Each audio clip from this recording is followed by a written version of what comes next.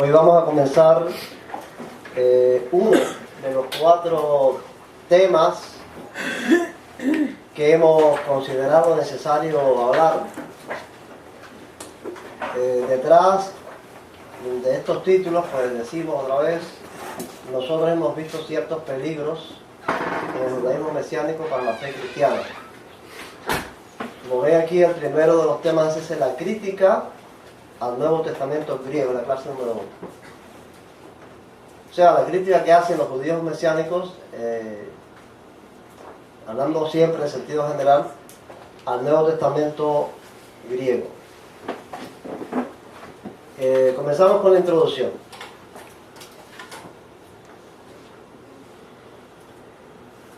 De los manuscritos griegos, tenemos todas las versiones del Nuevo Testamento actual. O sea, esto es la base más importante. Es una, cada vez como lo digo, no es así. Esta base es muy importante. Que de los manuscritos griegos surgen todas las versiones que existen del Nuevo Testamento. En ellos tienen su origen. Eso es sumamente importante. Algunos pueden decir, ¿qué es para ustedes una versión? Una traducción. Tengan esto en cuenta, porque a veces los términos no nos son muy familiares. La Biblia que nosotros leemos, los hispanos, está en español. Regularmente nosotros leemos la Reina Valera en sus distintas revisiones. Pero ¿qué ocurre? La Biblia en su original no fue escrita en español. Otros la leen en inglés, pero la Biblia no fue escrita en su original en inglés, y el otro la lee en alemán, y el otro en francés, y en cuantos idiomas pueden existir en los cuales esté traducido. A cada una de esas traducciones se les da el nombre de versiones. Versión Reina Valera, versión popular en español, versión Nácar Columna, todas son versiones en español, versión Nueva Jerusalén, nueva versión internacional.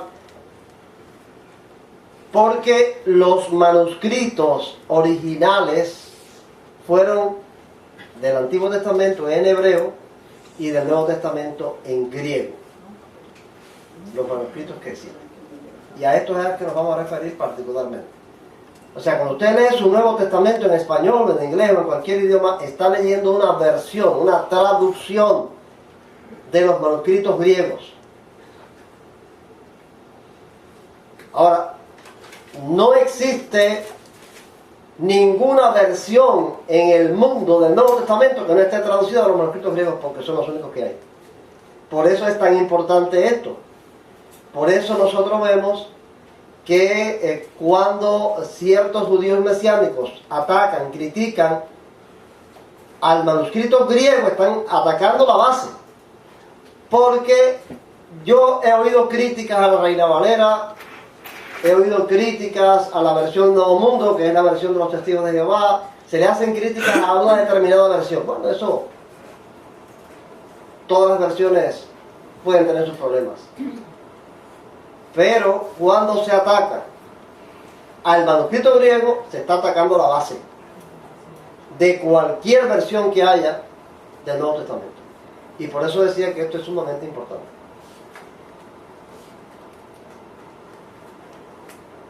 ¿Por qué? Ellos, los manuscritos griegos, son el fundamento de los principios esenciales de la fe cristiana. Independientemente de las doctrinas, de las tradiciones que cada institución religiosa pueda tener en particular, existen ciertos principios esenciales que son comunes a todos los cristianos. Como la divinidad de Jesucristo, que ya hemos hablado aquí, como la justificación por la fe y la salvación por gracia, que también hemos hablado aquí, como la doctrina de la salvación, como la doctrina de la resurrección. O sea, hay una serie de principios esenciales que todos los cristianos profesan, cuyo fundamento es el manuscrito griego. Repito, insisto, por eso es tan importante este asunto que estamos considerando. Si atacamos el manuscrito griego, estamos atacando estos principios esenciales de la fe cristiana. Vamos a ver estos manuscritos en cuanto a su antigüedad. Y esto es importante que presten atención porque es decisivo a la hora de refutar el ataque, la crítica que se le hace a los manuscritos griegos. En cuanto a su antigüedad, estos manuscritos los hay desde el siglo II después de Cristo hasta el siglo XVI, cuando se inventó la imprenta. La palabra manuscrito, ella misma dice su significado. ¿Qué puede ser? ¿Cuál puede ser? Escrito a mano. Escrito a mano. Algo escrito a mano. Naturalmente no existía la imprenta se inventó en el siglo XVI y todos los escritos se hacían a mano. Por eso se llaman manuscritos. Ahora, el siglo I, bueno, ¿por qué decimos el siglo II después de Cristo? Bueno, porque la vida y obra de Jesucristo hizo que los historiadores dividieran la historia humana en dos partes: los sucesos antes de Cristo y los sucesos después de Cristo. Ahora, después del nacimiento de Cristo, el siglo I es el siglo de la formulación, de la creación del Nuevo Testamento. Principalmente en las dos décadas de los años 50 al 70 está el grueso de cuando se escribieron estos textos que conocemos como los Evangelios, los Hechos, las Epístolas, el Apocalipsis. Todos estos textos fueron escritos mayormente entre los años 50 y 70. Ya después, a fines del siglo I, del 80 al 100, pues los estudiosos creen que fue escrito el Evangelio de Juan, las Epístolas de Juan y el Apocalipsis. Pero del 50 al 70 fue escrito todo lo anterior. Ahora no existen manuscritos de los autores de puño y letra, o sea, los manuscritos realmente originales. Esos manuscritos que se dieron en los años 50-70 no existen. Lo que tenemos son copias de esos originales. Ahora, las copias que existen de ellos existen desde el siglo II hasta el siglo XVI. ¿Alguna pregunta? Pasa lo mismo con los griegos, con los hebreos. Eso mismo le pasa a los manuscritos hebreos. Ajá, sí, esto mismo ocurre con los manuscritos del Antiguo Testamento. En los manuscritos del Antiguo Testamento, por ejemplo, en el año 1230 a.C., se supone que Moisés escribió el Pentateuco, la Torá. Pero los manuscritos más antiguos que existen, no, yo creo que pasa mucho más que con... Porque los manuscritos más antiguos que existen de la Torá son del siglo II a.C., los manuscritos de Qumran. Son copias, o sea, son copias de copias de copias de 1230 a.C., que supuestamente en esa fecha escribió Moisés la Torá, al siglo II a.C., que son las copias más antiguas que existen. ¿Cuántos siglos pasaron? 1000 años, 10 siglos. Como el manuscrito griego ocurre en grado menor. ¿Por qué? Porque si los textos del Nuevo Testamento fueron escritos entre los años 50 y 70 y las copias más antiguas son del siglo II, apenas lo que hay son 50 años, 70 años, 75 años de diferencia entre la escritura original y la copia que más antigua existe. Recuerden, si no van entendiendo algo, me preguntan. Estamos en una clase. Cualquier cosa que no entiendan, pues están en la libertad de preguntar. Ahora, en cuanto a su existencia actual, de esos manuscritos,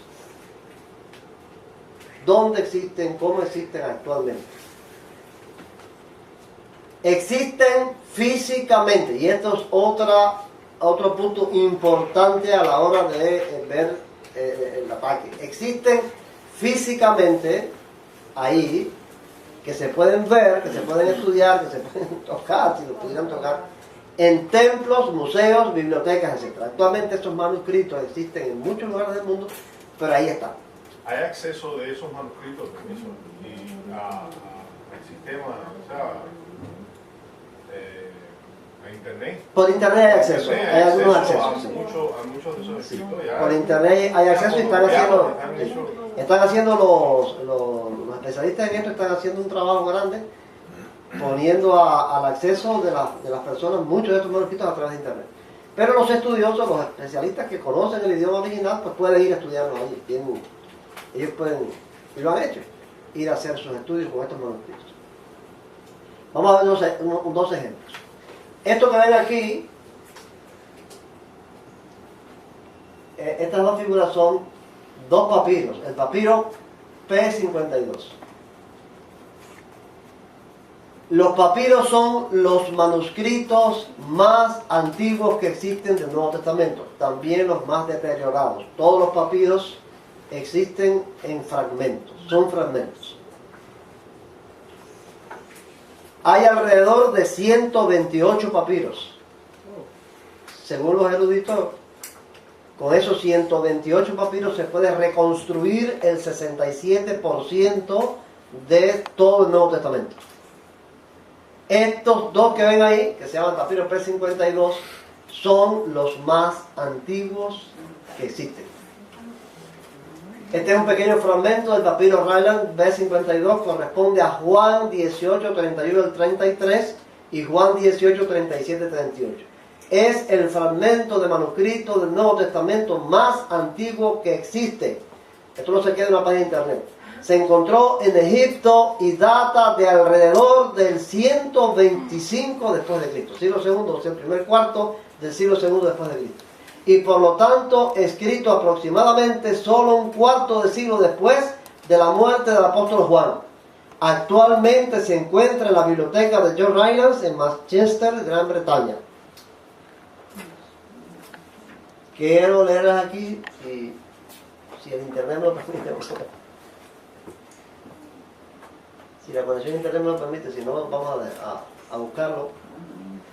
Vayan buscando ahí Juan 18, 31 al 33 y después 37 al 38. Eso está escrito en hebreo, ¿verdad? Eso está escrito en griego. Todos los manuscritos del Nuevo Testamento están escritos en griego. Eso va para allá. ¿Lo leo? Ajá. Dice: Entonces les dijo Pilato: tomadle vosotros y juzgadle según vuestra ley. Y los judíos le dijeron: a nosotros no nos está permitido dar muerte a nadie, para que se cumpliese la palabra que Jesús había dicho, dando a entender de qué muerte iba a morir.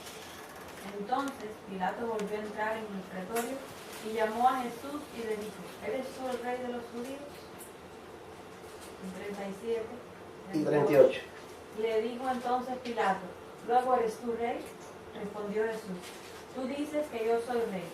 Yo para esto he nacido y para esto he venido al mundo, para dar testimonio a la verdad.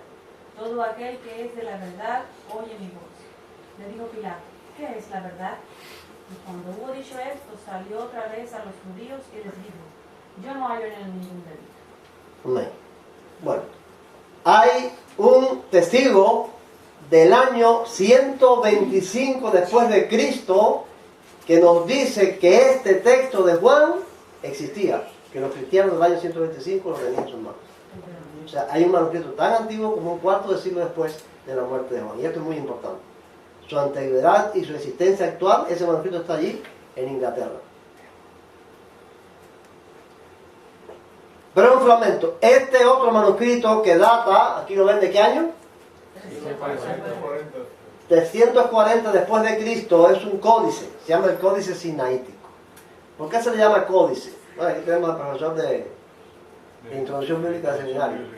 Hay una diferencia entre el pergamino y el códice. El pergamino es lo que se escribe enrollado, o sea, hay dos rodillos y la piel del animal se enrollaba hacia uno y hacia el otro. Eso es un pergamino. Un códice también es de pieles de animales, pero escrita en forma de libro.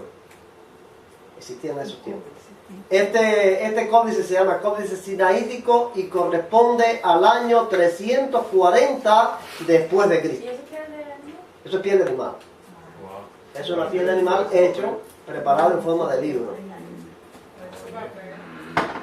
Ahora, este códice fue encontrado aquí, en el monasterio de Santa Catalina. Este es un monasterio católico, existe actualmente, ahí a los pies, a la misma falda ahí del monte Sinaí. En este momento existe.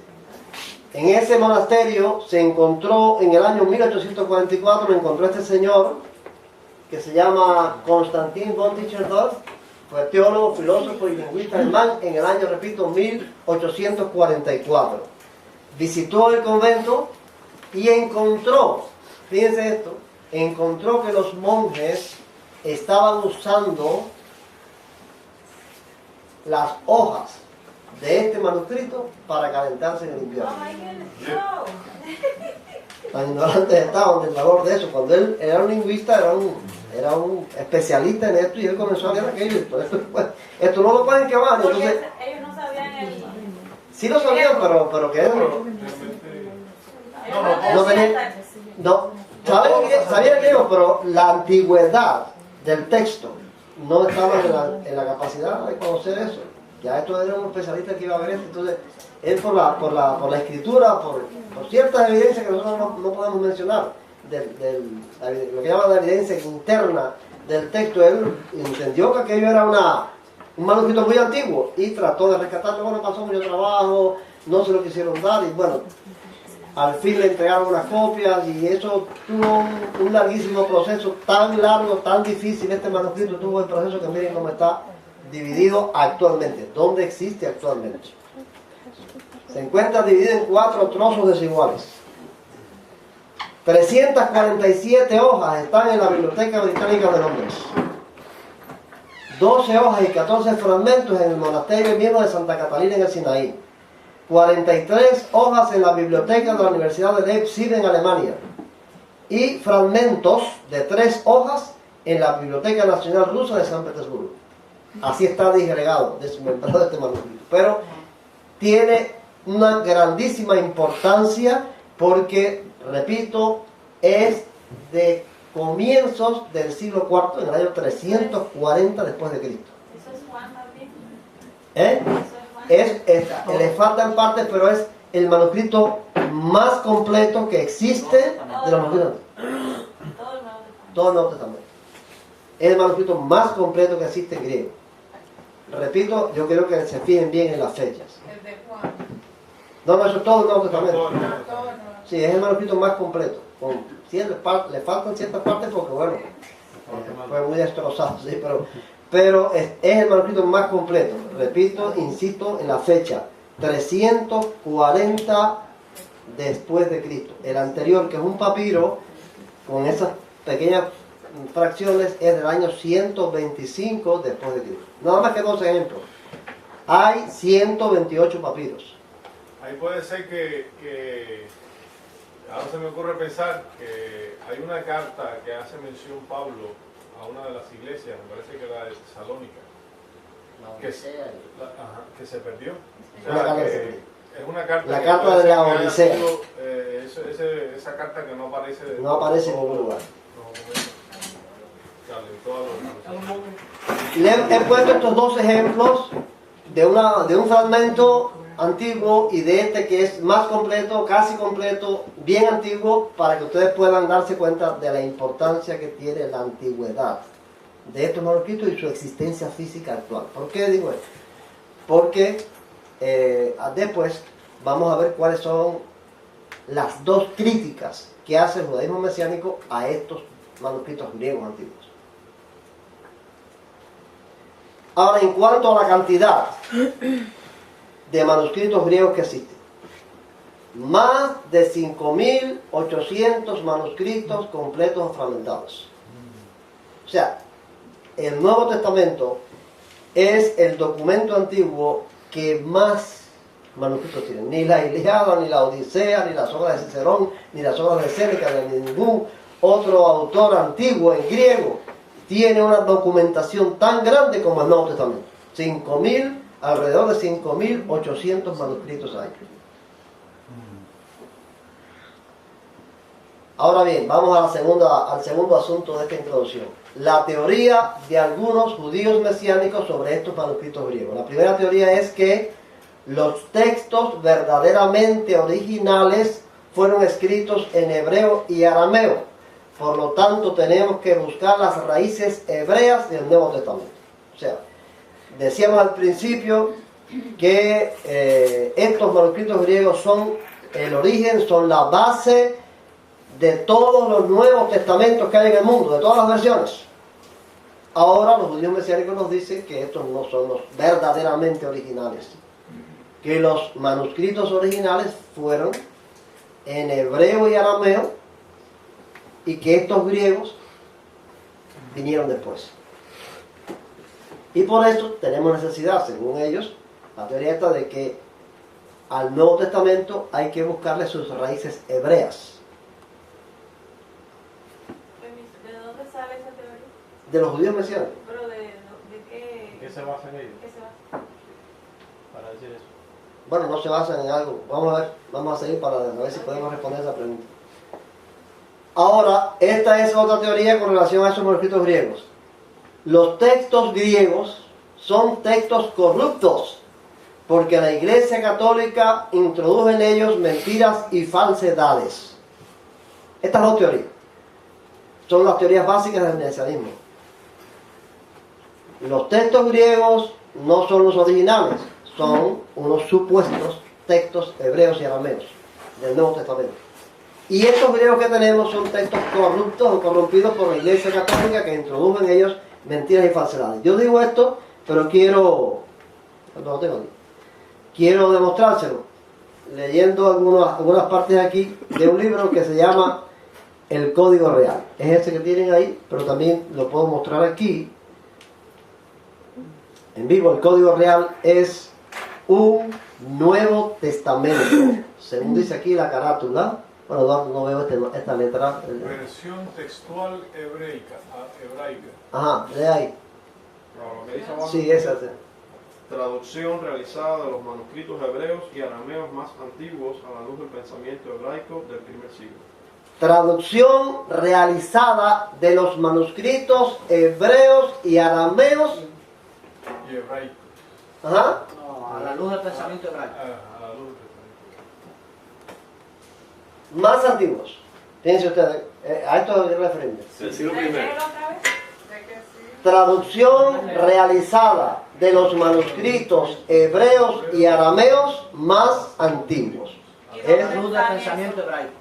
¿Dónde están? ¿Y Bueno, dónde a están eso- esos manuscritos? A esto es lo que vamos. Ajá. Eso dice esto que es el Nuevo Testamento judío mesiánico que existe actualmente.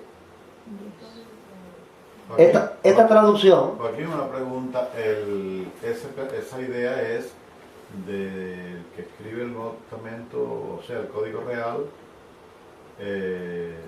y por supuesto de sus discípulos, de los seguidores de él, o de todos los judíos. muchísimos. Ya digo, no podemos. Entran muchos a creer Sí, lo muchos mismo. creen eso. Ah. Muchos creen eso.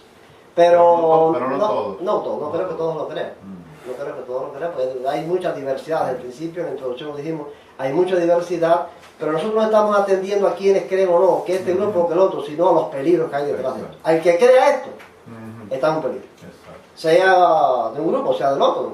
Pero el que cree, nosotros estamos enfocados a señalar los peligros que existen en este movimiento. Dentro del movimiento. No es que si lo cree o si no lo cree, el que lo cree. Bueno, eso no lo podemos definir porque no se puede definir. No están divididos. Todos son judíos mesiánicos. Ya en la introducción quisimos aclararlo. Pero dentro de ese movimiento existe este peligro, donde ya hay hasta un Nuevo Testamento que dice su propia carátula, está traducido de los manuscritos hebreos y arameos más antiguos. Ahora este trabajo hecho este señor, yo se lo presenté a ustedes en la clase pasada. ¿Se recuerdan cuando les presenté a este señor en la clase pasada? Dan Ben Abraham. ¿Ella murió ya? No. cubano. Es un cubano que todavía estaba practicando por internet. Es cubano. ¿Se recuerdan cuando yo les presenté en la pasada clase, yo hice la comparación entre el rabino del Muro de los Lamentos Y el bautista, el pastor bautista, le dije, si el rabino del Nuevo Testamento pasa al judaísmo mesiánico, dio un paso de avance, pero si el pastor bautista pasa de los principios del cristianismo básico hacia el judaísmo mesiánico, dio un paso de atrás, esa persona que yo le puse ahí es este señor. Dan Ben Abraham, el autor del Código Real, porque no solamente ha pasado a defender principios del judaísmo mesiánico que niega la divinidad de Jesucristo y que niega la justificación por la fe y la salvación por gracia, sino que ha escrito un libro, Nuevo Testamento, supuestamente traducido de unos manuscritos en hebreo y arameo. Que no existen. Allá vamos. Ahora este señor dice, el tiempo al que este señor se refiere, en la cita que haremos, vamos a hacer una cita de sus palabras, de su libro. En la introducción del libro dice algunas cosas que yo las quiero citar aquí. Ahora, el tiempo al que él se refiere es aproximadamente el año 325, cuando Constantino el Grande convocó al concilio de Nicea para intentar solucionar el conflicto que había con el arrianismo. En los primeros siglos del cristianismo hubo muchos conflictos. Uno de ellos, graves en verdad, fue el llamado arrianismo. De esto vamos a hablar un poco más adelante, no vamos a dar detalles ahora. Pero cuando este conflicto en la iglesia cristiana se dio, ya el emperador de Roma se había convertido al cristianismo, Constantino el Grande. Y Constantino convocó a un concilio de todos los obispos cristianos para tratar de solucionar el problema con el arrianismo, porque el imperio se iba a dividir. El conflicto entre los cristianos se iba a provocar la división política del imperio, y él trató de que eso no pasara y convocó a este concilio. Bueno, ese concilio, que se llamó el Concilio de Nicea, ocurrió en el año 325. Lo que este señor habla o escribe en la introducción de este libro se refiere a esa época. Año 325 aproximadamente. Miren lo que él escribe. Para entonces, el cristianismo surgió como la religión oficial del imperio, completamente divorciado de sus raíces judías, y teniendo ahora, bajo su control, todas las sinagogas, rollos y documentos judíos que existían, incluyendo los manuscritos hebreos y griegos de lo que más tarde fue llamado Nuevo Testamento. Le señalo aquí en rojo esto. ¿Por qué? Porque ahora él nos quiere hacer ver que en ese tiempo en que Constantino convocó al concilio de Nicea, la iglesia ya surgió como la religión oficial del imperio, con un control tan absoluto como puede tener un sistema comunista hoy, o tuvo hasta hace poco. Un control tan absoluto que tenían bajo su dominio todas las sinagogas judías, los rollos y los documentos judíos que existían. Eso es una barbaridad decir eso. Una persona de ese nivel académico, que quiera decir que en ese tiempo la iglesia asumió un control absoluto y que todas las sinagogas y que todos los rollos y que todos estos manuscritos estaban bajo su poder para hacer con ellos lo que les pareciera. Eso es un disparate histórico de quien lo diga, y si lo dice una persona de ese nivel académico está diciendo una mentira consciente, porque eso no fue así. Ajá. Este es el argumento que usa en la película del Código Da Vinci. ¿Sí? Sí, este argumento. Este mismo argumento. Este mismo argumento. Que en el trabajo, después de la película, yo tuve que discutir ese asunto, porque realmente lo que, con uno de los compañeros que estaban diciéndome eso mismo. Eso mismo. Esto mismo, que la Iglesia Católica, en esa reunión es como un monopolio, fue controlarlo todo, y que entonces ahí ella se tomó la libertad de crear todo lo que es la doctrina moral y ética de la fe. Ajá. Porque es lo que dice él ahí. Si realmente eso fue así, que la Iglesia Católica tuvo en ese tiempo un control como el que tuvo en la Edad Media, sí lo tuvo en la Edad Media, pero en este tiempo, bueno, una de las evidencias más terribles de que esto es una mentira es que en este tiempo no existía la Iglesia Católica. Esa es una de las evidencias más grandes que hay, que en ese tiempo la Iglesia Católica no existía. Desde los orígenes, cuando comienza a vislumbrarse lo que sería más adelante la Iglesia Católica, se vislumbraron dos iglesias, la Iglesia Ortodoxa y la Iglesia Griega. Nunca hubo una sola. La iglesia latina, que fue la Iglesia Católica propiamente, La iglesia occidental y la iglesia ortodoxa griega, que fue la iglesia oriental. Nunca la iglesia latina, la iglesia católica tuvo dominio absoluto sobre la iglesia ortodoxa, ni hasta ahora mismo, nunca lo ha tenido. Pero en este tiempo menos, en este tiempo no existía la iglesia católica. Pero este Señor nos hace creer que la iglesia surgió con un poder imperial absoluto, donde cada sinagoga, no voy a decir cada iglesia, cada institución cristiana, cada sinagoga judía estaba bajo el control, el puño de hierro de la iglesia, para entonces hacerse con los manuscritos y hacer lo que le parecía. Otra cosa, no fue la religión oficial, sino que le dio apertura a la religión cristiana dentro de tantas otras religiones. Eso lo vamos a ver, porque vamos a ver después por paso estos detalles. El detalle histórico, todas estas cosas vamos a ver. En este tiempo Constantino no reconoció al cristianismo como religión oficial, eso es mentira.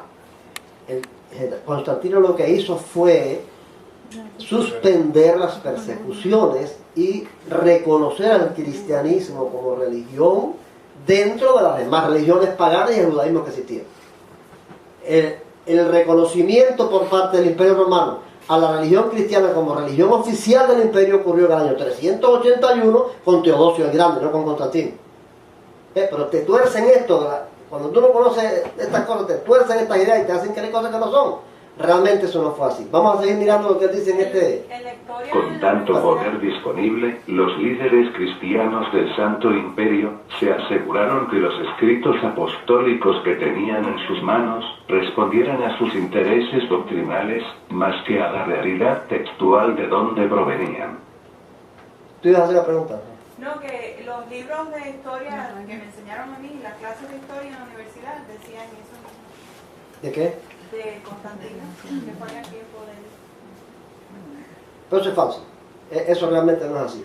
Ahora aquí vuelvo a insistir en lo que está señalado en rojo. Se aseguraron con tanto poder disponible, porque ya lo repito, él nos hace ver que la iglesia tenía un poder absoluto. Con tanto poder que tenía, se aseguraron que los escritos apostólicos que tenían en sus manos respondieran a sus intereses doctrinales. Eso vamos a probarlo históricamente. A la hora que analicemos la historia de ese tiempo, que eso no fue así. Exacto, si hubiese sido así, yo creo que hubiera puesto que se podía adorar a las imágenes y a los ídolos. Bueno, yo en esa... Yo creo. Eso estaba comentando Ariel el otro día. Los católicos, aún en la Edad Media, que sí tuvieron un poder absoluto, los católicos también copiaron el Antiguo Testamento. En sus manos también estuvo el Antiguo Testamento. Si el interés de los católicos era imponer sus intereses, los manuscritos que se copiaron en los conventos tuvieran eliminado el segundo mandamiento. Lo tuvieran eliminado porque ellos lo eliminan de su catecismo. Cuando usted lee el catecismo de la Iglesia Católica, el segundo mandamiento no existe. Pero cuando usted va a las Biblias católicas que existen actualmente y a los manuscritos que los católicos hicieron en la Edad Media, el segundo mandamiento no está eliminado.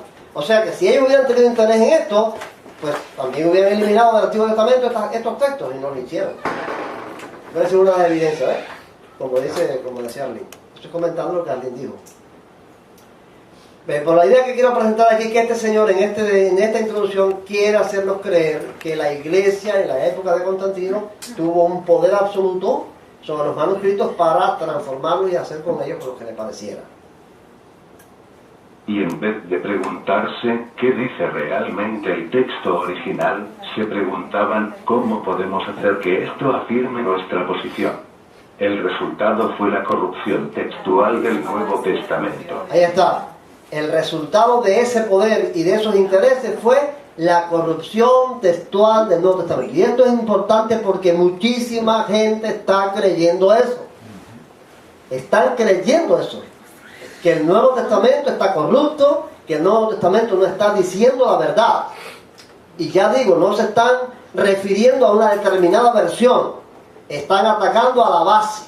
Están atacando al corazón del Nuevo Testamento, que es el manuscrito griego. Para hacer...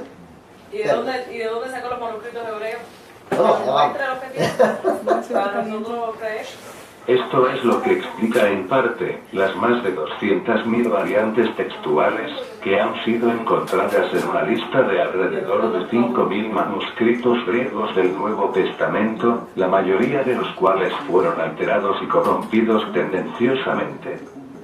O sea, aquí dice que la mayoría de los 5.000 manuscritos fueron alterados y corrompidos tendenciosamente, o sea, con toda intención. Se basa en una cosa que los cristianos, los que han estudiado en seminarios toda la vida, no han estudiado. Yo creo que eso se ha estudiado de siempre. Ariel, que fue profesor y nuestro seminario del otro día, Ariel, que fue profesor de introducción bíblica, en nuestro seminario enseñaba esto, que cuando se comparan esos 5.000 y tantos manuscritos unos con otros, existen alrededor de, ahí dice 200.000, 250.000 variantes textuales. O sea, que hay una variante textual, es una diferencia entre la manera en que lo dice este manuscrito con relación a cómo lo dice este manuscrito, un mismo texto. Entre esos, cuando los eruditos especialistas cotejan esos 5.000 y tantos manuscritos, se encuentran que hay diferencias a la hora de expresarse en 250.000 veces. 250.000 de veces. Ahora, ustedes saben que cuando se trata, como se enseña en un seminario, sobre la inspiración de las Sagradas Escrituras, se dice la importancia del cuidado de Dios en la conservación y transmisión de sus manuscritos, porque ninguna de esas 250.000 variantes textuales afecta los principios esenciales del Evangelio. Ninguna de ellas. Las variantes son que aquí dice Jesús y allá dice Jesucristo. Hay 8 o 10 variantes textuales de más peso, pero ninguna afecta los principios esenciales del Evangelio. Ahora él toma esto como una verdad, ¿ves? Como todas estas cosas, estos sofismas que ellos creen, que es una verdad que existen más de 200.000 variantes textuales, para decir que esto explica la manera en que la Iglesia Católica y la Iglesia Imperial tomó parte en esto y transformó los manuscritos. No explica las variantes. No, y dice esto, mira, porque realmente las variantes se deben a esto, mira lo que dice aquí ahora. No estamos hablando aquí simplemente de un error del escriba mientras se hacían copias de un texto para algunas comunidades o personalidades imperiales, sino de abusos premeditados, eliminando e introduciendo palabras en textos claves, a fin de favorecer la doctrina de la Iglesia que ahora, unida al poder del imperio, tenía total y absoluto poder en sus manos para hacer y decidir lo que quisiera. ¿Ves? Porque realmente esos variantes textuales se debe a que fue mucha gente la que escribió. Está demostrado inclusive que mucha de esa gente que escribió no fueron especialistas por las faltas de ortografía que tiene, por una serie de detalles que tienen esos manuscritos. Fueron personas que escribieron eso, porque el Evangelio es una explosión y en todas partes se predicaba y querían tener los escritos apostólicos, los Evangelios. Y hubo gente que los escribió como usted, que ahora toma la libreta y escriba cosas y las mande para allá porque le encuentra importancia a eso. Ahora, fueron escritas por, a veces, escribas profesionales que lo hicieron bien, pero fueron escritos sus manuscritos por personas de bajo nivel cultural que escribieron hasta con faltas de ortografía. Esas variantes se deben a que cada autor conservaba su propio estilo, su propia manera de pensar. Una variante textual sería fácil decir. En Baracoa se dice putara y en La Habana se dice chancleta. Y nos estamos refiriendo a lo mismo. Entonces eso sería una variante textual. Cubo o balde sería una variante textual. Es decir, que no estamos hablando de que se está cambiando, como dice, intencionalmente un texto, sino de que se están usando palabras que este usa para hablar de lo mismo y el otro usa otra palabra para referirse a lo mismo. Pero que todos tienen el mismo sentido. Seguro. Ninguna, la evidencia que enseñan todas las escuelas es, no ahora que estábamos en confrontación con el judaísmo mesiánico, antes que existiera esta confrontación, lo que enseñan las escuelas es que ninguna de esas variantes textuales afecta a alguno de los principios fundamentales del Evangelio. Ninguna. ¿Por qué es esto? ¿Es porque lo usaban para ciertas culturas, como era su cultura o qué? Porque es que estaban ansiosos por tener las escrituras. Y lo hacían como hoy, ya te digo. Ahora, tú quieres... Pero ¿por qué no copiarlo igualito? Si era dentro del mismo idioma. Porque eso no se logra ni ahora. No se puede controlar eso. Ni ahora se logra. No es que cada persona se expresa de Ni una ahora manera se logra diferente. eso. Una persona que escriba con faltas de ortografía, copia de la Biblia y transcribe con faltas de ortografía. Joaquín, ¿ves? yo lo entiendo de esta Yo manera. soy el ejemplo de eso, porque yo tengo una cantidad de fotografía. Yo lo entiendo de esta manera. todos los que escribieron esos manuscritos que hoy son lo que tenemos como referencia, no lo escribieron ordenados ni por Dios ni por una academia para que hicieran fielmente, ellos lo hicieron como pudieron. Entonces lo que pasa es que aún dentro de esas variantes que ocurren entre muchas personas que escriben, que tratan de decir lo mismo, no existe ninguna diferencia en cuanto a la doctrina, sí en cuanto a palabras. Eso lo explicaban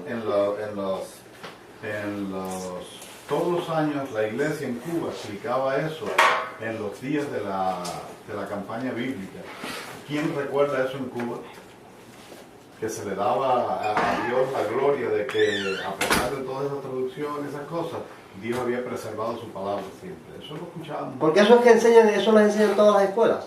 Todas las escuelas siempre han enseñado que, si bien, y esa declaración del manuscrito es importante, si bien los copistas y los traductores no fueron inspirados por Dios, porque inspirados por Dios solo estuvo el autor original, nosotros creemos, precisamente por toda la situación que ha vivido el texto bíblico, y que se haya conservado en esa pureza, nosotros admitimos y entendemos que Dios intervino en su transmisión y su conservación. Ahora aquí este hombre nos quiere decir otra cosa. Este hombre nos quiere decir que estas variantes textuales son abusos premeditados, introduciendo o eliminando palabras en textos claves a fin de favorecer los intereses. Nosotros también conocemos por los estudios que se han hecho que realmente eso pudo haber pasado en la Edad Media, en los manuscritos más tardíos. En los manuscritos más tardíos hay textos que son espurios, que inclusive a la hora en que estos especialistas modernos hacen nuevas traducciones, los eliminan. Un texto que está bien ya definido, que es espurio, que no pertenece al texto bíblico, es ese que dice: 3 son los que dan testimonio en el cielo, el Padre, el Verbo y el Espíritu. Este texto no existe. Y ya lo eliminaron. Ese texto lo han eliminado de las Biblias más modernas, de las traducciones más modernas. Porque está demostrado que es un texto espurio, que esto fue introducido después. Porque también existe esa verdad, que con el fin de acomodar su doctrina, la Iglesia Católica sí en siglos posteriores hizo ciertas transformaciones, ciertos cambios a unos manuscritos. Pero cuando estos eruditos comienzan a estudiar, se dan cuenta de que por eso hay una tendencia en la crítica bíblica actual, de que mientras más antiguo es el manuscrito, más fiel es, y es el que toman como punto de referencia, porque está más cerca del original. Ahora, cuando ese estudio se hace, los manuscritos más antiguos dicen lo mismo que está en nuestra Biblia. Y ya digo, cuando encuentran un texto o una palabra o una frase que no está demostrado en un manuscrito antiguo, la eliminan. Eso pasa en los evangelios de la versión popular, pasa en la epístola de Juan donde dice eso, y pasa en muchos lugares que han eliminado. Marcos capítulo 16 también han eliminado esos textos los eruditos de hoy, porque no los encuentran en los manuscritos más antiguos. ¿Cuál sería el original entonces en ese caso? En el caso de 3 donde dan testimonio, ¿cuál sería la versión original? No, las eliminaron, ellos no existen. Es que no existen, son cosas espurias. Espurias que le añadieron, que le introdujeron esa frase o esa palabra. Esa depuración la hace la crítica textual actualmente, en este tiempo. ¿Ve? Porque si esas interpolaciones existen de manuscritos ya de la Edad Media, del siglo IX en adelante. Pero en los manuscritos antiguos que se toman como referencia, no existen esas interpolaciones, no existen esas variantes. No sé si entendieron esa parte. ¿Me entendieron? Sí. Ahora vamos a escuchar otra vez a este señor, que lo escuchamos en una partecita nada más, ahí importante. Marcos 16, del 9 al final, eso no está tampoco en las versiones antiguas, más antiguas. Y aparece en la Reina Valera porque la Reina Valera es una versión que tratan de mantenerla sin cambios. Pero cuando se hacen traducciones más modernas, como la versión popular, como la nueva versión internacional, ya los eruditos eliminaron eso, porque ellos ya comprobaron de que eso no existe. Pero O sea, la misma palabra yo- lo dice, la el añadir este manipulación. libro y el quitar este libro, eso no me preocupa. La manipulación aquí está en que le afirman que Jesús resucitó el domingo. Es decir, haciendo concluir con la creencia de ellos, Jesús resucitó domingo. Cuando en los manuscritos más antiguos simplemente dicen que no estaba cuando fueron el domingo en la mañana. Ajá. Es la frase. Bueno, pues entonces, ve, nosotros nos estamos refiriendo a los manuscritos antiguos. No sé si ustedes han visto ahí cuando yo he puesto el bosquejo, los manuscritos antiguos, los manuscritos más antiguos, que son los papiros de los siglos II en adelante, y el Códice Sinaítico, el Códice Vaticano. Esos manuscritos más antiguos no pudieron, vamos a ver la evidencia, no pudieron ser corrompidos con palabras o frases por la Iglesia Católica, simple y llanamente porque en ese tiempo la Iglesia Católica no existía. Históricamente no existía la Iglesia, ni la Iglesia cristiana tenía el poder ese que este señor dice que tenía. Ahora, eso es un sofisma, una media verdad, porque sí existió después esa corrupción, y sí existió después ese poder imperial que esta gente usan para hacer un cuento y hacerle creer a la gente que aquello también. Es como el Jesús que este señor presenta y el Yahshua. ¿Ves? Te presenta un Jesús que es bíblico y que es católico al mismo tiempo. ¿Ves? Es una manera, eso no es sofisma, una manera de decir una media verdad, pero que es una mentira al fin y al cabo. Ahora, sobre el particular que yo quiero que ustedes presten atención a lo que dice esto. ¿En quién has de creer ahora? ¿En Yeshua, el rabino judío? ¿O en Jesús, el griego inventado por Roma? Ahí tiene, esa es la base. Es un Jesús griego, es un Jesús de los manuscritos griegos que Roma inventó. Este hombre está hablando de otra cosa, está hablando de la diferencia entre Yahshua y Jesús, pero la base que él tiene es la misma de Dan Ben Abraham, que el manuscrito griego está corrompido, que está adulterado por la Iglesia Católica y que ese Jesús que aparece en el manuscrito griego es un invento de la Iglesia Católica.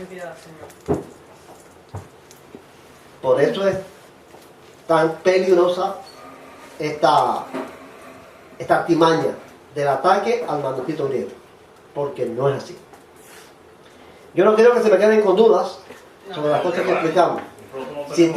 Si tienen preguntas, vaya, porque no quiero que vaya a pasar que como Ariel dijo aquí, y yo también les escribí a ustedes. Estamos sobre preguntas que no son dudas. Ajá. Eso lo dijimos. Sí. No quiero que se me queden con dudas porque se inviten en preguntar, porque tengo miedo porque hemos puesto un Aquí límite. tengo la pregunta de Jenny de ahorita, ¿ves? ¿Sí? Sí, claro. Al final, a ver qué se le puede responder. Bueno, vamos a ver aquí. Algunos rabinos judíos mesiánicos explotan la credulidad de los cristianos evangélicos usando la confrontación que siempre ha existido entre la Iglesia Católica y la Iglesia Protestante. Existe realmente una confrontación. ¿Por qué se llama Iglesia Protestante? Porque los protestantes se levantaron para decir que la Iglesia Católica había corrompido muchas cosas. Y ese es el criterio que existe entre los cristianos evangélicos, entre los cristianos protestantes. Que la Iglesia Católica corrompió el Evangelio, que corrompió el reino de los cielos. Eso no es. Es verdad. Ahora, esa confrontación, esa actitud de que todo lo que viene de lo católico es malo, la explotan muy bien esta gente. Porque cuando usted le dicen que el Nuevo Testamento fue corrompido por la Iglesia Católica, está muy dispuesto a creerlo. Porque todo lo que viene de la Iglesia Católica es malo, porque es la bestia, porque es la mujer ramera, porque es tantas cosas malas como realmente es, como realmente sucede. Y en la profecía se puede demostrar.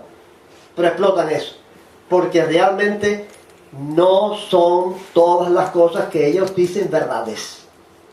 Es verdad que la Iglesia Católica hizo muchas cosas feas y malas, se ha hecho, pero no todo lo que ellos dicen lo hizo la Iglesia Católica. No es verdad.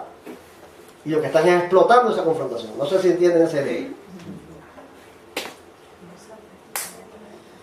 Ahora, riesgos que un cristiano corre al creer esta teoría. ¿Ya saben cuál es la teoría? El Nuevo Testamento está corrompido. Que el Nuevo Testamento está corrompido por la Iglesia Católica y que los manuscritos más antiguos no son estos griegos, sino los hebreos y arameos. Esa es la teoría. Ahora, cuando un cristiano cree esa teoría, corre dos riesgos, o corre riesgos bien peligrosos. El primero es este: pierde la fe en lo que dice su Nuevo Testamento. Y eso es terrible. No, terrible. Eso es como vamos a poner un ejemplo de un matrimonio, que uno o el otro pierde la fe en el otro. No, es terrible. ¿Cómo será eso? Cuando usted pierde la fe en la fidelidad de su esposa, en que le diga la verdad, en que está gastando el dinero y no se lo dice, en cualquier cosa en que usted pierda la confianza, pierda la fe en su cónyuge, ¿en qué para eso? No, eso también es un problema serio. Entonces, igual manera que usted pierde la fe en un amigo, que usted pierda la fe en las noticias, la persona tiene que vivir por fe. ¿Por qué? Porque la mayor parte de las cosas no las podemos comprobar. Tenemos que tener fe en las agencias de prensa porque nos dan noticias de lo que pasó ahora en Dubái, que hubo un incendio. Yo no he visto eso. ¿Pero por qué lo creo? Porque tengo fe en que me están diciendo la verdad las agencias de prensa. O sea, tengo que tener fe en la historia. Ahora estamos estudiando las 100 preguntas esas para la ciudadanía y me dicen que el primer presidente de Estados Unidos fue en Washington. Yo no vi eso. Yo eso no lo vi. Lo creo y lo digo. Porque tengo fe en los historiadores que escribieron la verdad. Ahora, si yo pierdo la fe en los historiadores, entonces digo, yo no creo eso, es mentira. Ese no Washington ni existió. ¿Qué decir eso? Buena esa. Pero así mismo el Señor te va a ponchar, nos va a ponchar. ¿Por qué? Porque cuando uno pierde la fe, lo ha perdido todo. Todo lo ha perdido. Cuando ha perdido la fe,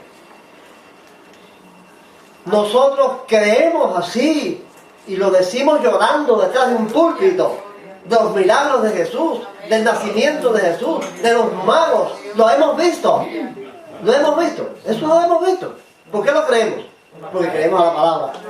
Porque tenemos fe en lo que dice la palabra y en Dios, que se muestra en nuestra conciencia. Si perdemos la fe en lo que esa palabra dice, ¿en qué estamos? ¿Cuál es la situación de nuestra conciencia? ¿Cuál es la situación de nuestra mente? ¿Qué turbulencia empieza a despertarse ahí? ¿En qué voy a creer si esto está corrompido? Ya voy a mirar todo lo que dice el Nuevo Testamento con suspicacia, con desconfianza, porque está corrompido. Entonces, eso es como el hijo que nace a los 18 años, le dicen que no son hijos de esos padres.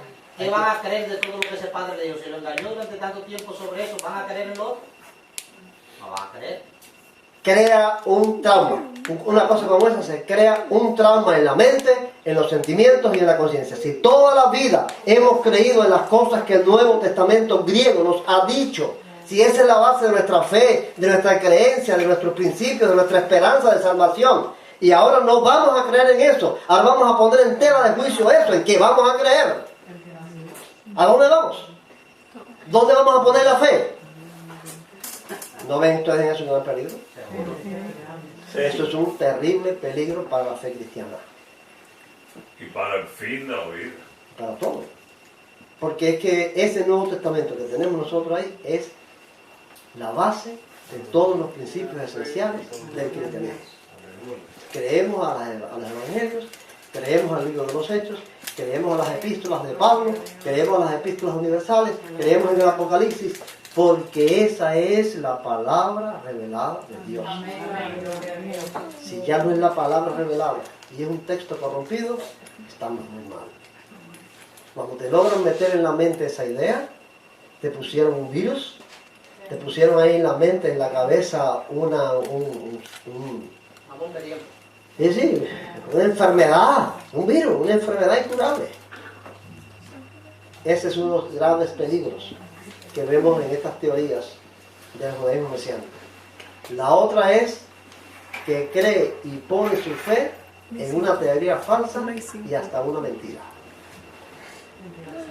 Porque te saques de ahí, el Nuevo Testamento es corrupto, no puedo creer en esto, entonces voy a creer al fulano, al mengano, al esperancero, judíos, rabinos mesiánicos que me están explicando entonces cuál es el verdadero significado. Nadie puede poner otro fundamento que el que está puesto. Que el que está puesto. ¿Por qué? Voy a ampliar esto de creer en la mentira, en una teoría falsa y mentirosa, siguiendo hacia adelante. Vamos a ver aquí. Falsedad de esta teoría. Lo primero es No es cierto que los textos griegos más antiguos fueron corrompidos por la Iglesia Católica. Y eso vamos a verlo con detalles más adelante. Pero quiero decir y repetir lo que ya dijimos. No es cierto, porque la Iglesia Católica en ese tiempo no existía, señor. ¿Qué invento histórico me van a hacer si en el año 325 no existía la Iglesia Católica? La Iglesia Católica, ¿a partir de qué año fue que se fundó? La Iglesia Católica existe. Bueno, de eso vamos a hacer una historia un poquito detallada aquí, no en todo, pero la Iglesia Católica estuvo, la Iglesia Católica no, vamos a decir, el Papa Romano, el obispo de Roma, estuvo oprimido durante siglos, porque después que se acabó el Imperio Romano, todos los gobiernos que hubo en Roma fueron gobiernos arrianos, de reyes arrianos. Todos los reyes, los reinos, los pueblos que invadieron al Imperio Romano, lo destruyeron, lo desmembraron, fueron reinos arrianos, con la excepción de los francos. Los francos fueron los únicos que no fueron arrianos. ¿Qué cosa es arriano? Los que niegan que Jesucristo es Dios. Arriano y judaísmo lo mismo. Arrianismo y judaísmo lo mismo. Todos los reinos que gobernaron en Europa después de la destrucción del Imperio Romano fueron arrianos. El Papa o el obispo de Roma estuvo oprimido por esos reyes. Inclusive hubo uno que murió en la cárcel porque eran arrianos. Los vándalos en el norte de África y en las partes del sur de Italia persiguieron a los trinitarios hasta la muerte, quemándolos y matándolos a mansalva. O sea que la evidencia histórica que hay es que lo que dominó en el mundo cristiano en ese tiempo fue el arrianismo, no fue el concepto trinitario de la creencia en la divinidad de Cristo. Ya el obispo de Roma alcanza poder cuando un rey franco que se llamó Pipino el Breve invadió a los lombardos, que fueron los últimos reyes arrianos que gobernaron a Roma, y los derrotó y le dio un pedazo de tierra. Para tu pregunta, Lynn, cuando Pipino el Breve le dio un pedazo de tierra al obispo de Roma ahí en el centro de Italia, que se formaron estados pontificios, los estados pontificios, el Vaticano es moderno, los estados pontificios, ahí fue que el obispo de Roma alcanzó poder, y eso ocurrió en el año 753. O sea, en el siglo VIII, podemos decir, que es que surge el poder romano, el poder de la Iglesia Católica en el siglo VIII. En el año 753. De ahí para atrás, el poder que existió fue un poder muy llevado y traído, que unos lo tenían unas veces y otras veces no lo tenían. No hubo un poder hegemónico absoluto como este señor nos quiere hacer ver de la Iglesia Católica, de la Iglesia Cristiana Imperial, con todas las sinagogas y los manuscritos. Eso es un cuento histórico, eso no pasó así. Eso vamos a verlo con detalles después. Pero por eso es que decimos que es mentira esto de que los textos griegos fueron corrompidos, porque la Iglesia Católica Imperial poderosa no existía en ese tiempo. No existió. Esto es una cosa.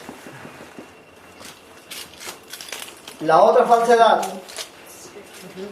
y es la de más peso, es que los supuestos manuscritos en hebreo y arameo del Nuevo Testamento no existen en ningún lugar del mundo. Por eso este señor dice una mentira consciente aquí. Cuando él dice aquí que es una traducción realizada de los manuscritos hebreos y arameos más antiguos, es una mentira que ha puesto aquí conscientemente, porque el nivel académico de ese hombre no me permite creer que sea yo un creo ignorante. que si señor hubiese encontrado esos manuscritos, se hubiera hecho millonario, porque esos manuscritos son los más buscados. Bueno, no existen. No existen. Esos manuscritos antiguos en hebreo y arameo del Nuevo Testamento no existen. Un cristiano hoy, como yo les presenté aquí dos ejemplos del papiro P52 o del Códice Sinaítico, puede decir, mira, tantas páginas están en tal museo, tantas páginas están en tal lugar. De eso se puede decir de todos los manuscritos griegos. Existen físicamente en bibliotecas, en museos, en templos. ¿Dónde están los hebreos y arameos? ¿En qué biblioteca están? Él nunca explicó eso. No, es que no lo puede explicar. Es que esto es una mentira para vender libros. Esto es porque ese libro vale $40. Y él está reclamando de que él mismo los tradujo. Pero claro, si lo dice, pues vean las conferencias de él, de cómo él los tradujo. ¿Y dónde los tiene? Que los enseñe. No existen. Por eso. Pero Para enseñar. Si yo por una conferencia le digo, a ver, enséñame los manuscritos. ¿Dónde está? no existen. Pero entonces hay gente que se cree eso. Como conscientemente está diciendo una mentira, antes que se lo digan a él le atribuye al cristianismo de que es mentiroso. A un mentiroso consciente, los cristianos de la antigüedad son mentirosos. Mira, eso fijo. Mira, por ejemplo, yo le voy a poner un ejemplo de las cosas que él dice. Él dice que toma del manuscrito Shem Tov, por ejemplo. Voy a darle una pequeña explicación sobre eso. Que él toma el manuscrito Shem Tov. Oye, ahora, ¿qué cosa es el manuscrito? Y entonces cuando te explica eso, en ese sofisma de una media verdad, engaña, porque el manuscrito Shem Tov es un manuscrito que realmente existe en hebreo. Pero él te dice que tradujo el Nuevo Testamento del manuscrito Shem Tov. Pero lo primero que hay que ver es que el manuscrito Shem Tov es un manuscrito nada más que de Mateo. No es de todo el Nuevo Testamento. Y cuando él te habla, te hace creer que es todo el Nuevo Testamento. Y el manuscrito Shem Tov es un manuscrito nada más en hebreo del Nuevo Testamento. Lo segundo es que el manuscrito Shem Tov es un manuscrito del siglo XIV. No es un manuscrito antiguo. Es del siglo XIV que hace inventarse la imprenta. Escrito por Shem Tov Ben Isaac, que fue un judío que escribió no solamente o tradujo no solamente el texto de Mateo, sino que hizo todo un trabajo de refutación a la Iglesia Católica. Porque está en ese tiempo, en el siglo XIV, la Edad Media, la Iglesia Católica los está persiguiendo a los judíos, y él, con el fin de refutar a la Iglesia Católica y que los judíos supieran defenderse en contra de las acusaciones, crea un largo trabajo de diferentes textos, y como apéndice al final traduce, que es la otra evidencia, que el manuscrito entonces está traducido del griego al hebreo, que no es un manuscrito antiguo. Y él traduce del griego, que ya existía, al hebreo, el Evangelio de Mateo, para añadirlo a su trabajo de refutación contra la Iglesia Católica. Ahora, esa es la historia de Shem Tov. Y donde quiera tú vas a encontrar ese dato. Ahora, este señor toma eso para decir, yo traduje el Nuevo Testamento del manuscrito Shem Tov. Y cualquiera que no sabe ni dónde está parado. Ajá, entonces esas son esas medias verdades, esas cosas dichas de manera, también dice, la pechita. Yo sé también la pechita, yo oí su conferencia, la pechita. La pechita es una traducción bien antigua, esa sí es bien antigua, pero la pechita no es ni hebrea ni aramea, la pechita es siriaca. Y siempre se ha estudiado que la pechita es una traducción, es una versión al siriaco, que no es ni el arameo ni el hebreo. No es de los originales, claro. Pero él te dice, de Shem Tov, de la pechita, del manuscrito Dutilet, que es otro también del siglo XVI. Entonces, ¿qué autoridad tiene este señor en el mesianismo? Porque estoy pensando y viéndolo ahora como una persona,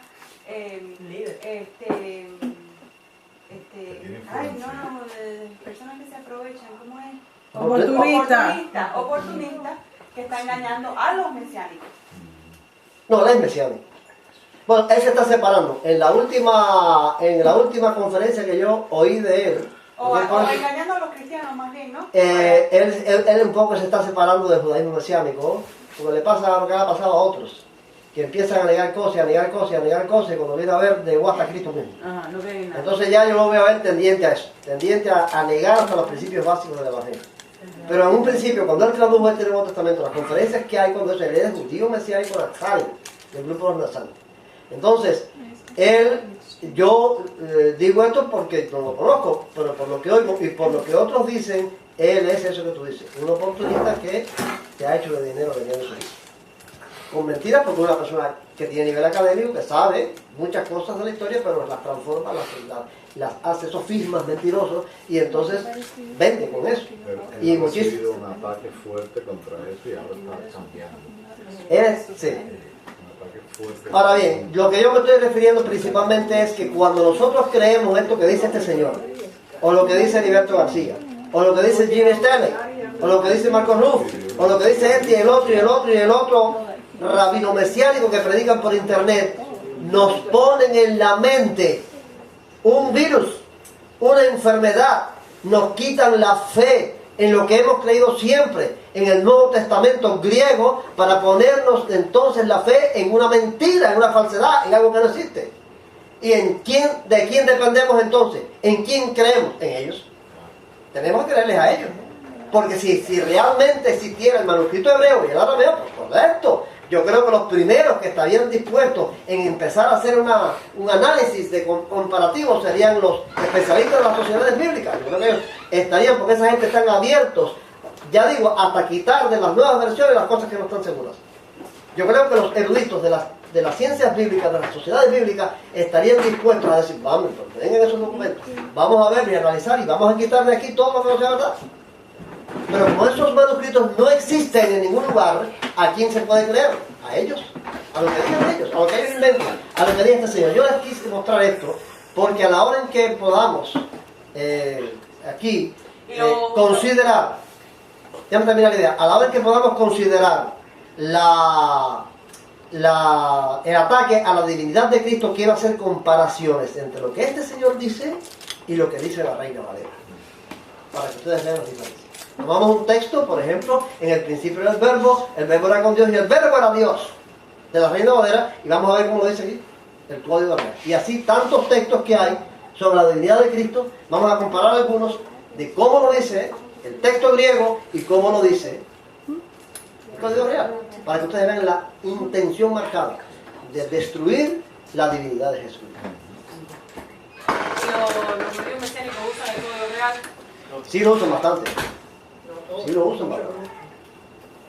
Sí usan el código real. La idea que debe quedar pendiente, que debe quedar presente, es que no es solamente este hombre, es el único que habla acerca de que los manuscritos hebreos, griegos, han sido intencionalmente, se han corrompido intencionalmente, sino que el judaísmo mesiánico, casi todos los predicadores del judaísmo mesiánico, casi todos creen eso. Creen eso, eso es una creencia muy generalizada en el judaísmo mesiánico. Que los textos griegos no son confiables, que el Jesús griego es un Jesús romano, creado por la Iglesia Católica, que no es el verdadero Yeshua. Eso es casi general en el judaísmo mesiánico. Están podridos por la base, entonces. Vamos a ver, no ahora, pero voy a dárselas aquí como un esbozo, las 5 evidencias para probar la falsedad de esta teoría. O sea, que estas dos ideas de que el texto griego está corrompido por la Iglesia Católica y que los textos originales son hebreos y arameos, se pueden demostrar su falsedad con 5 evidencias. La primera es la evidencia lógica. La segunda, la evidencia documental. La tercera, la evidencia basada en la arqueología. La otra es la evidencia basada en la historia. Y la última evidencia tiene que ver con Dios. Vamos a ver eso en clases futuras. Que el Señor les bendiga. Felicidades, Maestro. Felicidades.